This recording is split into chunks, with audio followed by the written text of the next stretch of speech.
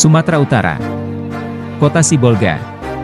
Sabtu, 3 Juni 2023. Peristiwa yang menimpa 4 orang buruh bongkar muat semen di Kota Sibolga, Sumatera Utara, mengalami kecelakaan kerja.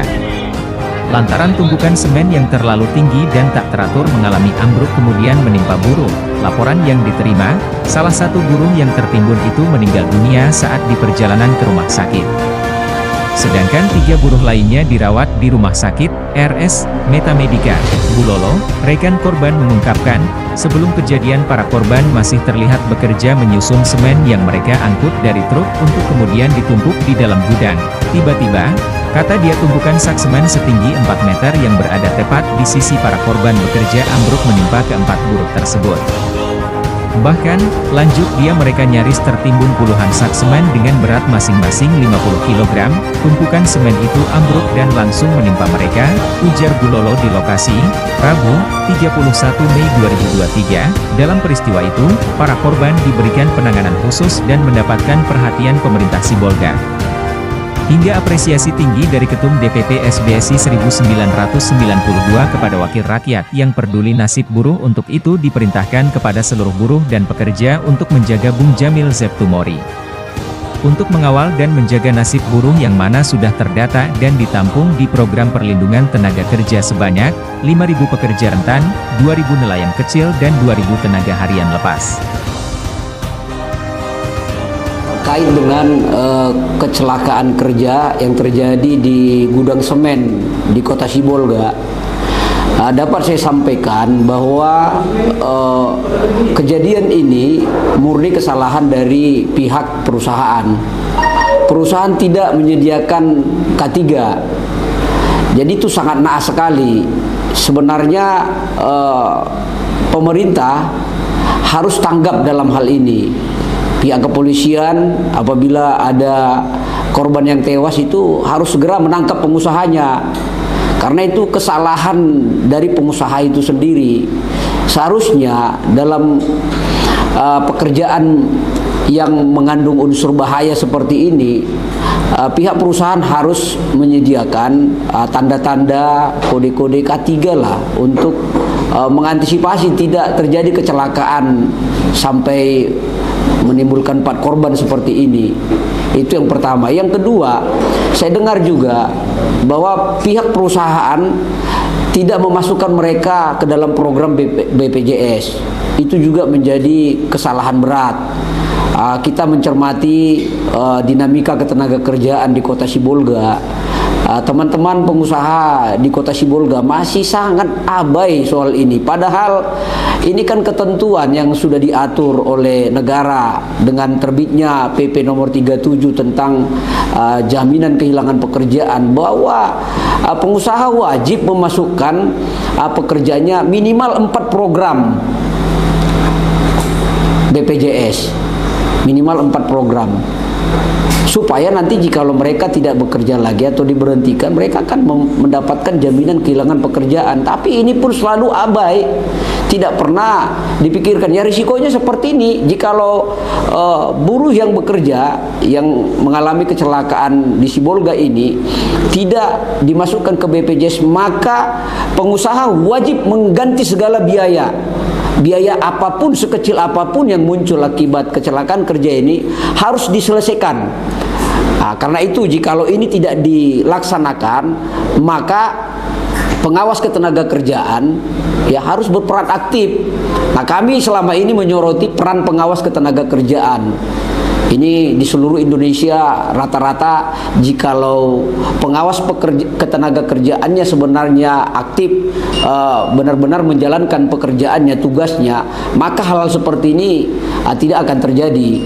Tetapi karena pengawas ketenagakerjaan kita duga tidak bekerja secara profesional, maka dinamika ketenagakerjaan, kondisi ketenagakerjaan di daerah banyak mengecewakan. Oleh karena itu kami juga meminta kepada bapak-bapak anggota dewan yang terhormat di Kota Sibolga, marilah tolonglah perhatikan rakyat Bapak supaya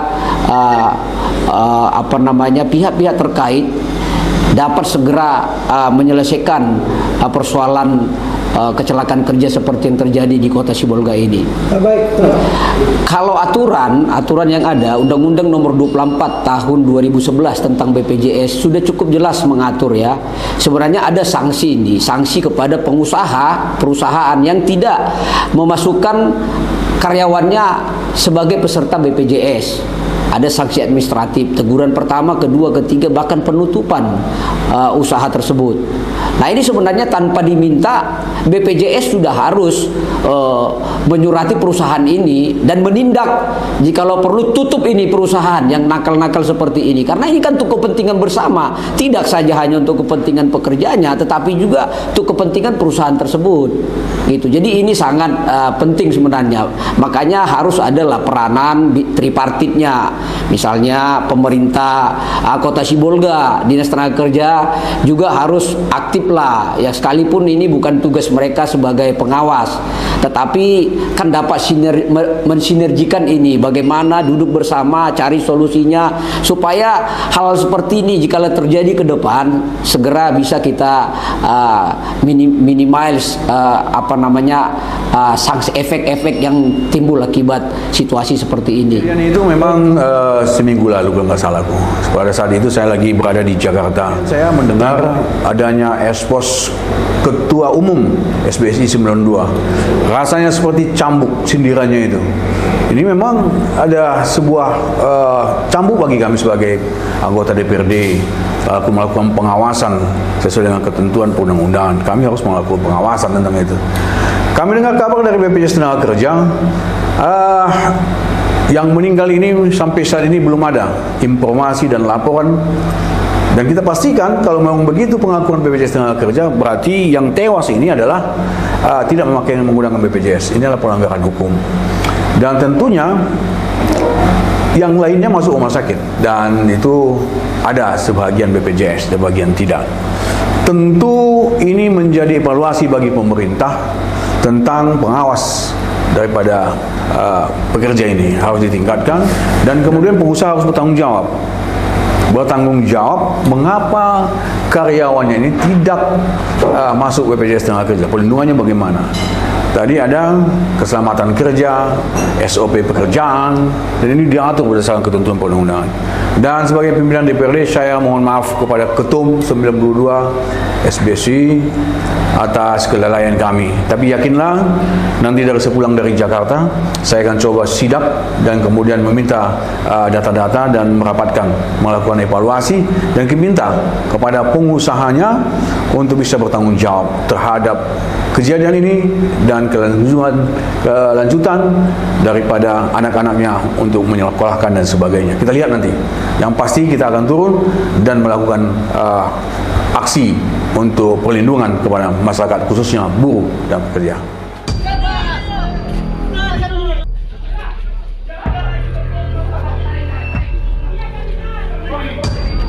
Mana kuncinya? Kunci mana?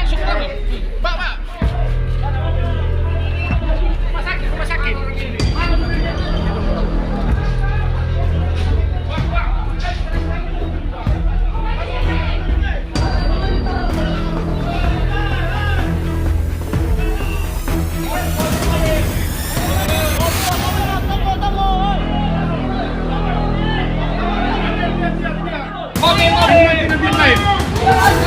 Oke.